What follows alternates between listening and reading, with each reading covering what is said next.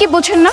আপনার জন্য, একটুর জন্য হ্যান্ডসাম ছেলেটার সাথে আমার প্রেম হলো না। আপনাকে কে বলছিল সিএনজিটা জোরে জোরে টেনে নিয়ে আসতে? কতবার করে বললাম একটু থামেন থামেন, না আপনি দাঁড়ালেনই না। আপা এমনি কইছিল অ্যাক্সিডেন্ট, যদি দাঁড়াতাম তো পিঠা তক্তা বানিয়ে দিতাম। হ্যাঁ, খুব উদ্ধার করছেন আপনি আমাকে।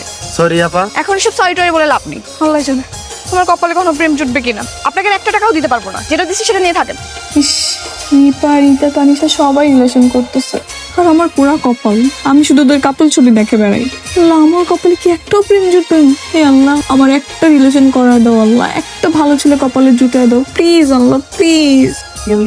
কি করছিস মা? কিছু না। তোর একটা মামা তো ভাই আসছে, ওরা রাস্তায় আসে, তুই একটু ঘর বাড়িগুলো গুছাই নে না, মামি ছট করে রান্নাটা সেরে দেই। ওয়েট, আমার তো কোনো মামাই নেই। মামা তো ভাই আসলো কোত্থেকে? আহা, তুই চিনবি না, আমার কাজিন হয়, আসলেই পরিচয় হবে। সাথে কি মামা তো ভাই আসতেছে? হ্যাঁ।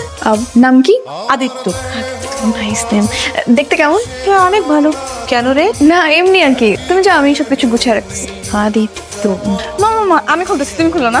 এত এক্সাইটেড কেন? হ্যাঁ, তুই সাজুগুজু করেছিস কেন? তুমি বুঝবে না, আমি খুলতেছি। আচ্ছা।